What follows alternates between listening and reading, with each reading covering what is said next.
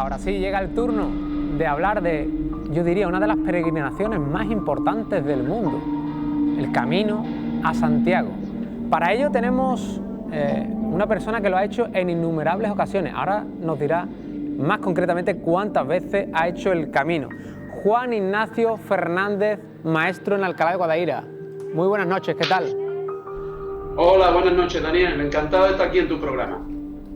Nacho, algunos lo reconocerán, él es un aventurero del Camino de Santiago. Yo quiero saber, Nacho, ¿cuántas veces lo has hecho tú personalmente el camino? Bueno, Daniel, mira, a esa pregunta me vas a perdonar que no te pueda contestar porque es que, si te lo digo de verdad, no puedo contarlas. No sé, a veces lo he intentado, he buscado por los cajones las credenciales que llevamos los peregrinos, las compostelas, y hay un momento en que me doy cuenta que llevo muchas, pero no sé contarlas. No sé si llevo ya 15 o 18 o 16 caminos de Santiago, entre todos los caminos de Santiago que discurren por la península ibérica, que no solamente el francés, aunque el francés es el que la gran mayoría de personas conocen. El camino francés ahora mismo es el hegemónico, pero la península ibérica está circunscrita, trazada de caminos de que todos llevan a la tumba del apóstol Santiago. ¿Lo has hecho a pie? ¿Lo has hecho en bici? Pues mira, Daniel, la gran mayoría de las veces en bicicleta. También lo he troceado en parte caminando, pero en bicicleta he descubierto que, bueno, he aprendido a hacerlo cada vez más despacio. Yo creo que la bicicleta te da el ritmo adecuado, te da un ritmo que te permite llegar a los sitios y disfrutar más tiempo de cada lugar, y hay que aprender, como ya te digo, a hacerlo en bicicleta, pero despacio, pudiendo hablar, pudiendo mirar, pudiendo parar en los lugares. La gran mayoría de las veces, la gran mayoría de caminos lo he hecho en bicicleta con alforja. Nacho, el camino prácticamente se puede partir desde el sitio que uno quiera, que uno elija. ¿Desde cuántos sitios diferentes has partido tú? Mira, Daniel, a ver, el Camino de Santiago, lo que hoy se conoce como Camino de Santiago, que mucha gente lo conoce más bien como un producto turístico, hay que remontarse al momento de surgimiento de esta aventura, ¿no?, de vida. Esto surge en la profundidad de la Edad Media y surge movido por un pensamiento mágico religioso. Ubicándome en aquel momento de la historia, ya cuesta menos trabajo pensar desde dónde partían los caminos de Santiago. Los caminos de Santiago, movidos por un sentimiento mágico religioso que era el que gobernaba las mentes y las formas de concebir la vida de la gente del medievo. Hoy es científico, quiere ser científico el pensamiento, pero entonces era mágico religioso. Los caminos partían desde la misma puerta de tu casa. Hoy cogemos un autobús para irnos a Roncesvalles, para empezar el francés en Roncesvalles, o el portugués en Lisboa, o el primitivo en Oviedo, o el del norte en Irún, o el de La Plata en Sevilla. En la Edad Media el Camino de Santiago partía desde la misma puerta de tu casa, o de tu payosa, o de tu choza céltica, ¿no? Y Nacho, ¿por qué Santiago? ¿Por qué la gente comienza a ir a Santiago? Mira, esa pregunta se responde volviendo otra vez a este concepto del pensamiento mágico religioso que gobernaba las mentes de las personas de la edad. Hoy los seguidores del Islam tienen que ir al menos una vez en la vida a la Meca. Y hacen todo lo que puedan, acumulan todas las riquezas que puedan para poder enfrentarse a esa travesía, a ese viaje, a ese rito de paso de poder ir a la Meca. Ese pensamiento mágico religioso nosotros lo tuvimos en esta sociedad, o los castellanos lo tuvieron, o los europeos lo tuvieron durante la Edad Media. Claro, con ese pensamiento mágico religioso, los pasos se encaminaban hacia los lugares santos, que entonces eran tres: Jerusalén, Roma y Santiago. Y Santiago era precisamente porque se encontraban allí, o decían que habían encontrado, los restos de Santiago el Mayor, el apóstol directo de Jesucristo, que según dice arribó en un puerto de Iria Flavia, en una barca, ya decapitado, que los encontraron allí sus seguidores después de haber estado 3 o 4 años lanzando el mensaje de Jesucristo por la península ibérica, y que terminó en lo que hoy se conoce como Compostela, que viene a ser algo así como Compostela, campo de estrellas, porque se vieron unas luminarias, según dice la tradición. Los eremitas, que son los antecesores de lo que hoy conocemos como monjes, los eremitas, dicen encontrar una serie de luminarias en el cielo que les conduce hacia un lugar donde se encuentra una especie de tumba con un sarcófago que contiene los restos decapitados de un apóstol que, según ellos, era el apóstol Santiago el Mayor, directamente seguidor de Jesucristo, aquellos que compartieron la última cena en Jerusalén antes de pasar a lo que ya conocemos como la crucifixión. A día de hoy el camino, digamos que se ha puesto de moda, pero no siempre ha sido así.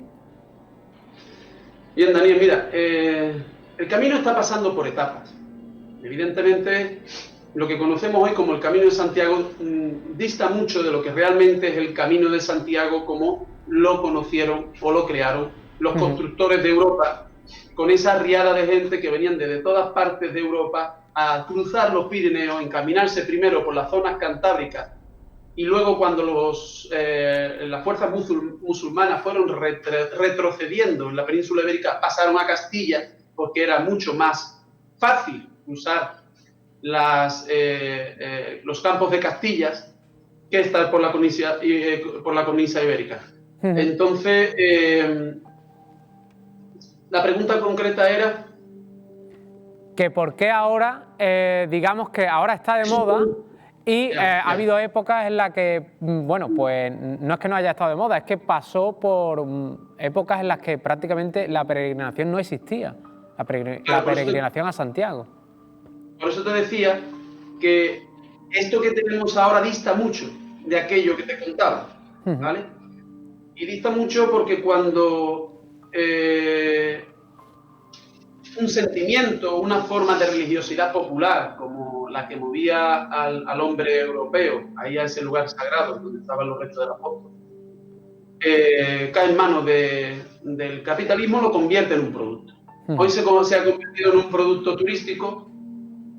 Yo creo que está en un proceso profundo de transformación. Desgraciadamente, la llegada del coronavirus va a venir a acelerar el proceso que yo creo que se encuentra el Camino de Santiago. Es que el Camino de Santiago se convierte en un producto desde el punto y hora en que los románticos, aquellas personas que tienen una capacidad especial de sensibilidad, de apreciar este tipo de energías que se sumergen en el Camino de Santiago, escriben libros, relatan historias, salen. En el momento en que eso atrae a la masa, cae en manos ya de la comercialización más absoluta. Entonces yo creo que el proceso en el que se encuentra el Camino de Santiago es este, que lo va a llevar desde una mirada romántica, espiritual, religiosa si se quiere, hasta un punto de comercialización en el que esos románticos o esas personas con sensibilidad, que son los que escriben bonito o atraen a los demás, se alejen de ese Camino de Santiago. El proceso llevará a una especie, creo, de olvido del Camino de Santiago, y luego pues, probablemente se revitalizará. Y por eso creo que esto de la pandemia ha venido un poco a acelerar todo eso, porque se están vaciando los... Nacho, no sé si a día de hoy queda algo de esos primeros peregrinos. O sea, de los peregrinos de a día de hoy, ¿queda algo de cómo se inició todo esto? A mí me preguntan muchas veces, Nacho, mira, tengo unos cuantos días de vacaciones, quiero hacer el Camino de Santiago. ¿Dónde voy? Ellos me lo preguntan, la gran mayoría me lo preguntan, ya esperando que yo les dé la respuesta de vete a Sarria, que son 5 días hacia atrás, inícialo y llega a Santiago. Claro, si tú te vas a Sarria, pueblo gallego ya, que está a 101 kilómetros de Santiago, lo justo para que te dé la Compostela, elementos del producto Camino de Santiago, no de la esencia del Camino de Santiago, Yo invito a todos los espectadores, aquellos que algún día se encuentren en Sarria y salgan por la mañana a las 7 de la mañana, a las 6:30, a las 7:30, a la hora que quieran salir del albergue, de esa avenida calle principal de Sarria, donde se encuentran todos los albergues, que es un pueblo dedicado precisamente o casi en exclusivo a darle hospedaje a los peregrinos. Bueno, porque salga a la puerta del albergue, mire a su derecha y a su izquierda. A su derecha será mirar hacia el oeste, hacia Santiago.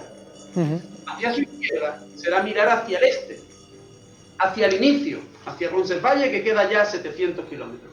Cuando miren hacia la izquierda, no hacia Santiago, hacia la izquierda, observen las caras de las personas que se aproximan. Verán dos tipos de caras. Verán la cara holgórica, alegre, con risotadas, haciéndose fotos. Bueno, empezamos el camino, vamos a hacernos un selfie. Y verán otras caras sumidas en la mirada al suelo, tostadas solamente la mitad, donde le ha ido dando el sol, según la ha ido llevando, reflexivas, secas, cuarteadas. Esta segunda es la cara de la persona que viene desde Roncesvalles, que ha pasado el rito de paso al que te provoca las llanuras de Castilla, La Rioja, Navarra, toda la parte de los Cebreiros, de la Cruz del Hierro, de la Maragatería, los que llevan 700 kilómetros caminando, si no más, esa gente sí empiezan a tener esa mirada del peregrino de toda la vida que te digo, porque además probablemente, con un poco de suerte, hayan parado en alguno de esos lugares mágicos que todavía quedan en el Camino de Santiago. Y eso se ve claramente si hace este ejercicio que te digo. Nacho, algo importante que hablábamos fuera de cámara, el ser humano necesita realizar un acto de peregrinación, ¿pero por qué? Mira, cuando yo estudiaba antropología, me interesé precisamente por el objeto propio de la antropología, que son los primeros grupos humanos.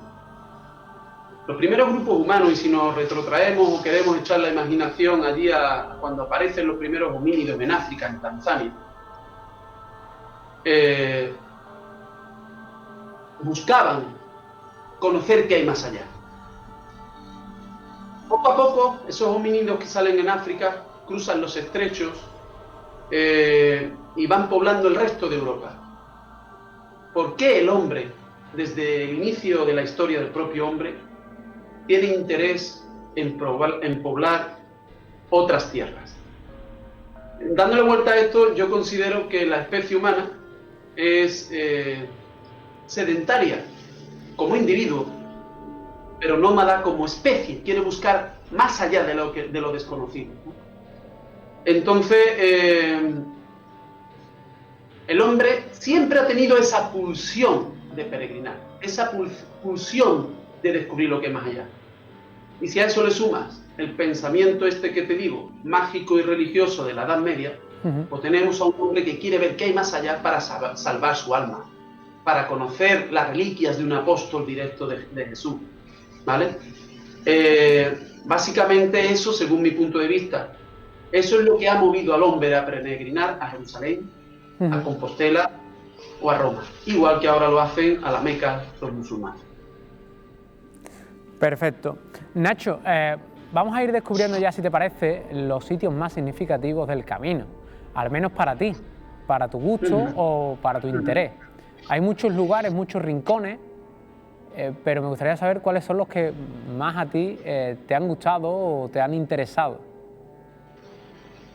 A ver, Daniel, pregunta muy buena, que te la agradezco porque me permite hacer un ejercicio de retrospección e imaginarme cuando yo empezaba los primeros caminos.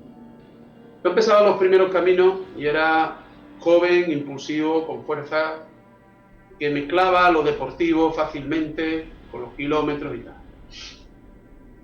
Una persona puede empezar en Roncesvalles a 790 kilómetros, 800 kilómetros de Santiago, y llegar a Santiago y no haber visto la gran mayoría de las cosas que se encuentran.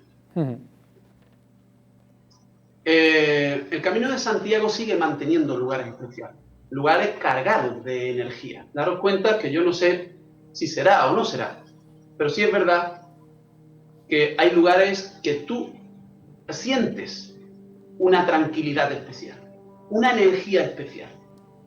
Tómate tiempo allí para pensar. Si a eso lleva 1000 años, ese lugar concreto recibiendo personas, y las personas tenemos 37 grados, 36 grados y medio, 37, la energía no se destruye, sino que se transforma. Hay lugares cargados de energía, lugares en los que el daño que tú pisas cuando entras lo han pisado miles y miles de criaturas con 36 grados y medio. Muchos de ellos buscando refugio. Tenemos que imaginar una península ibérica con un bosque extensísimo, prácticamente desde los Pirineos hasta Gibraltar. Un bosque en el que una ardilla podía cruzar perfectamente la península ibérica sin poner los pies en el suelo. Eso a los peregrinos de la Edad Media les generaba bastante incertidumbre, si no digo miedo. Claro. Bandoleros, osos, lobos, lluvias, fríos. Ver una iglesia románica en medio de un bosque desde lejos, no por caminos, sino por senderos que prácticamente se perderían si no transita más gente por ahí. Eso sería pensar, hoy salvo la vida. En mi trayectoria hacia Santiago, hoy duermo caliente, hoy estoy a gusto. Entonces hay lugares que están especialmente cargados de energía. Te voy a citar algunos.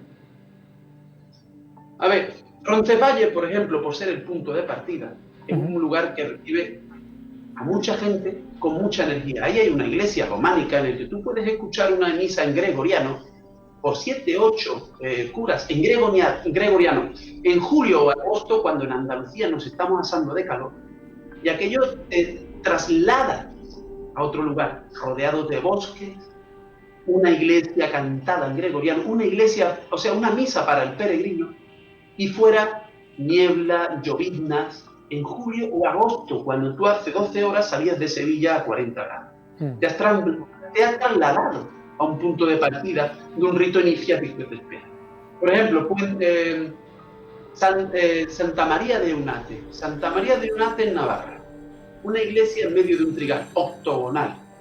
La forma utilizada por los templarios. Una joya del románico, no en una gran ciudad, ni siquiera en un pueblo, sino en un trigal, con un pórtico exterior al que hay que darle 7 vueltas como ritual, ¿no? Con esas imágenes interiores de vírgenes románicas, no las vírgenes de Reconquista que tenemos aquí en las ermitas, sino románicas, vírgenes sobrias, altas, sin mucha riqueza folclórica. Pero ese lugar es mágico. ¿Por qué está ahí? ¿Por qué esa ermita octogonal está en medio de un trigal? ¿A quién se le ocurre construir tal joya en la nada? Llega, pon tus pies allí, camina 15, 20 kilómetros y llega a ese lugar. Y luego me cuenta. Otro punto no muy lejano, Puentes del Río, entre Navarra y La Rioja. Otra iglesia octogonal en un pueblecito de adobe, en el que solo te encuentras un ábside con un altar y unos capiteles que Matilde Asensi en Jacobus narra perfectamente qué podría haber ahí. Bien, si vas por ejemplo a Grañón en La Rioja, encontrarás por ejemplo ahí la hospitalidad que ya se está perdiendo en el Camino de Santiago al comercializarse en exceso. El concepto hospital viene de hospitalidad. Bueno, pues pasa una noche ahí, pasa una noche en Grañón, que cuando llegues te quiten la mochila y te diga, te estábamos esperando. ¿Cómo que me estabais esperando? Llevo 60 kilómetros en bicicleta, pues te estábamos esperando. Aséate en media hora cenando. Y cuando aquí cenas a las 11 de la noche, allí estás cenando a las 8:30 de la tarde, curtido por el sol, rodeado en una mesa que pueda haber 15, 20 personas, pero hay 7 nacionalidades distintas. Claro. Adherido a una iglesia románica en la que luego te invitan a pasar al coro de la iglesia todo a oscuras para hacer una serie de ritos o rituales. Bueno, así te podría contar. Por ejemplo, San Antón. Las ruinas de un hospital de peregrinos o de de una iglesia hospital de peregrinos de los antonianos, el brazo pobre de los templarios. Era una leprosería. En su época era una leprosería. El camino pasa por debajo de uno de sus arcos, donde hay una especie de alacenas, y dejaban comida ahí para las personas sanas no tener que entrar en la leprosería, comerse la comida y sin. Hoy puedes pasar una noche en ese lugar, pásala. Allí lo que quedan son los paramentos de la iglesia, con unos ventanales gigantes parecidos a los de la Catedral de León, o con unos ojos parecidos a los de la Catedral de León, que había que imaginarse qué cristalería tendría aquello en medio del campo en su momento. Bueno, pues ahí lo único que hay es cielo, paramentos, mesa para comer y literas. Por la noche te puedes juntar con 4, 6 o 7 peregrinos de varias nacionalidades, algunos que otros sacan una guitarra, 2 o 3 copitas de vino corren por allí, la lechuza que pasa, el trigal que empieza a hidratarse con el frescor de la noche, a oler. Entonces empiezas a entender que aquel es el camino francés. Bueno, lugares como este, pues el Camino de Santiago tiene muchísimo. Manjarín, bajando la Cruz de Hierro por el otro lado. Ya, puedes encontrar muchos lugares de eso. ¿Qué ocurre? Que si tú sales de Roncesvalles, agachas la cabeza y aceleras, te pasa esto. Claro. Necesitas 15, 16 caminos de Santiago para irlos descubriendo y saber que hay que hacerlo lentamente. Nacho, uno de tus titulares en la serie documental que hicimos con vosotros de Ultrella era que el Camino de Santiago no era Santiago, sino el camino. A mí aquello me encantó. Y entiendo también que en el camino, aparte de haber lugares, habrá personas o personajes que te puedes ir encontrando por el mismo. No sé si has conocido a este tipo de personas. Sí, Daniel, sí. Mira, a veces me preguntan, bueno, ¿y por qué vas y haces otra vez el Camino de Santiago? Si ya lo has hecho, ¿por qué lo haces otra vez? El Camino de Santiago no es el mismo. El Camino de Santiago tiene muchas versiones. Es un camino cultural, un camino gastronómico, un camino de lugares, un camino de personajes, un camino de experiencias, la misma beta de terreno. Entonces es verdad que cada vez que lo hagas, las historias, las aventuras van a ser distintas. En los últimos 15, 20 años se han asentado a lo largo del Camino de Santiago una serie de personajes que, por aquellos que tenemos mucha afición por el camino, han sido sobradamente conocidos. Y extrañamente no. Se entiende que estos personajes, una vez que ha entrado la comercialización del camino, se hayan de alguna manera retirado, alejado o incluso ido del camino. Te puedo decir, por ejemplo, Tomás, el último templario de Manjarín, un señor que descubre, viviendo en Madrid, que su futuro no está en Madrid, sino que está en aquel lugar que encontró bajando hacia el Acebo, aquella parte que está entre Astorga y Ponferrada, que son las primeras estribaciones potentes, fuertes, de altitudes de más de 1000 metros, después de toda la planicie de Castilla, y él se da cuenta que en aquel pueblo abandonado hace falta alguien para dar cobijo al peregrino cuando pasan los días de niebla, que te puedes perder perfectamente, los días de nieve o los días de frío en invierno. Él entiende que ese es el cometido del templario y él se hace llamar Tomás el último templario. Puedes pasar por allí y parar a hablar con él.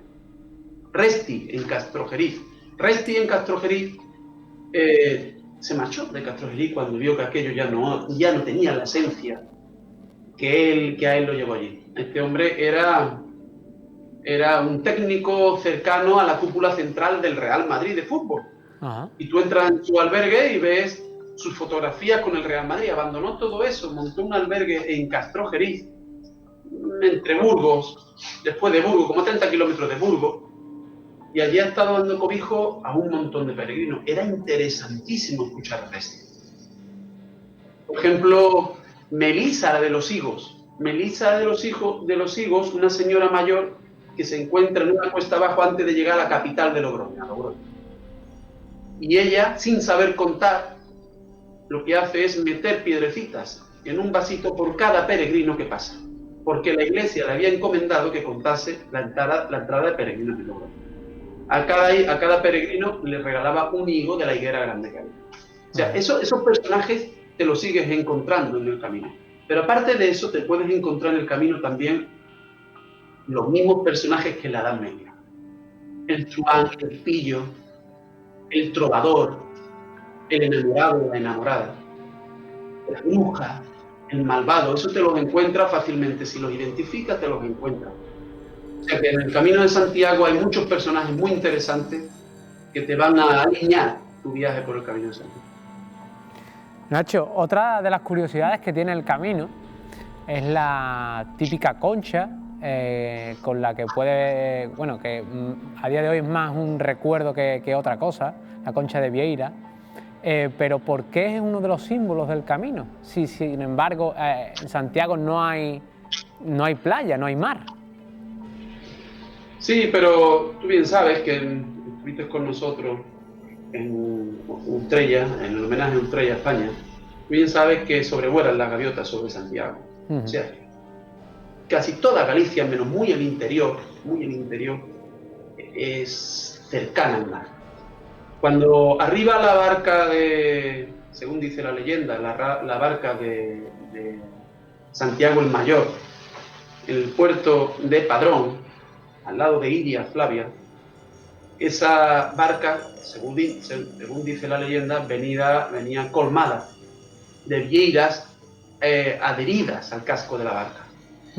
Era una barca que había hecho una travesía marinera marítima bastante larga, y tú sabes que los moluscos se adhieren a las maderas de los barcos antiguos. Bueno, pues esta barca venía repleta, colmada de ese gran molusco que hoy es el símbolo del Camino de Santiago. Ese símbolo, o sea, ese molusco se ha convertido en un símbolo que te lo puedes encontrar en todas las travesías del Camino de Santiago, que lo encuentras indicando el Camino de Santiago. Tiene una forma en la que parece que tiene una especie de cabeza con unos rayos o salidas que indican la dirección del Camino de Santiago, pero es básicamente por eso. Nacho, del camino también se habla mucho de las energías latentes por el camino, estas redes telúricas, donde muchas veces se habla o se sitúan iglesias, catedrales y demás. ¿Qué sabemos sobre Santiago, lo que es la catedral? Mira, es cierto que los maestros arquitectos de la Edad Media, los maestros constructores, no construían en cualquier lugar. Debía haber algo especial en el lugar. Y además, la orientación de la construcción religiosa debía ser una concreta. En el Camino de Santiago es cierto que llegas a la meta, a Santiago. Pero el camino es el rito de paso, es donde te encuentras con toda la simbología, con esas fuerzas telúricas. Y ahí es donde te encuentras con toda la potencia que tuvo la iglesia en la Edad Media, volcada en forma de construcciones. Pequeños pueblos de adobe de Castilla, donde resurgen auténticos coliseos de la Edad Media. Impresionante, ¿no? Apenas se ve el pueblo y aparece la iglesia. ¿Por qué en esos lugares? ¿Por qué es esa determinada? Hablan de unas vibraciones, unas fuerzas que la tierra, la madre, la corteza terrestre tiene, mezclada también con corrientes de agua, que hacen que marquen ese lugar de manera especial, que tú te sientas especialmente cómodo. La Catedral de Santiago es el centro de lo que hoy conocemos como Compostela, campo de estrellas, donde aquel eremita dice que vio unas luminarias y a donde encaminó sus pies y encontró hallazgo, ¿no? Aquella catedral que hoy conocemos, a la que podemos ir a visitar, que está en la misma Plaza del Obradoiro, que hoy es una catedral. Allí ha habido varias iglesias menores y ermitas iniciáticas o principales que responderían precisamente a esa búsqueda de las energías telúricas de la Tierra. Claro. En algún punto tendrá la iglesia especialmente significativo. Por ejemplo, Santa María la Blanca, en Palencia, en Villalcázar de Sirga. Santa María la Blanca es la cabeza de bailiato, como de comarca del temple. En esa iglesia del templario ahí, que está más a la mano que la Gran Catedral de Santiago, la puedes estudiar tranquilamente, además de encontrar con esa paz interior especial. Vas a encontrar en la iglesia un tapón de piedra que viene a pesar unos 35 o 40 kilos, que tiene que dedicar bastante energía a levantar ese tapón de piedra, y que te va a permitir ver un agujero hacia el fondo de la iglesia de 25 o 30 metros por donde va corriendo un río subterráneo. Ese tipo de corrientes de agua, de energía, son muy significativas de estos lugares. Nacho, hemos hecho un recorrido por el camino, sus curiosidades y sus lugareños más enigmáticos, por así decirlo.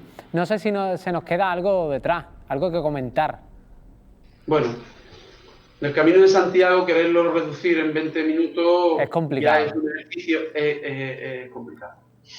Sí, mira, el Camino de Santiago, y esto siempre lo subrayo, no es para todo el mundo. El Camino de Santiago no es para todo el mundo, ni todo el mundo está hecho para el Camino de Santiago, por muy producto turístico que se le quiera convertir con campañas como, por ejemplo, la del Sacobeo o cosas así, ¿no? Que lo quieren convertir como en una marcha senderista de varios días. El Camino de Santiago es mucho más y ha sido el constructor de Europa. Entonces, consejo que le doy a todo aquel que quiera hacer el Camino de Santiago. Consejo, no lo olviden, elijan bien la compañía. No tengan miedo a hacer el camino en solitario, porque el camino os está esperando a vosotros y nunca estaréis solos en el camino. Probablemente vosotros busquéis más la soledad en algunos determinados momentos por el montón de personas de toda la Alaya que os estén acompañando. Pero cuando busquéis compañía, seleccionad bien con quién vais al Camino de Santiago, porque si habéis querido hacer el Camino de Santiago, es que dentro de vosotros existe cierta mirada mágica, cierta mirada romántica, que una mala compañía te la puede destrozar. Así es. Nacho, muchísimas gracias. Gracias por descubrirnos un Camino de Santiago menos turístico y entiendo que más desconocido, con esos rinconcitos de los que nos ha ido hablando. Muchísimas gracias. Gracias a vosotros.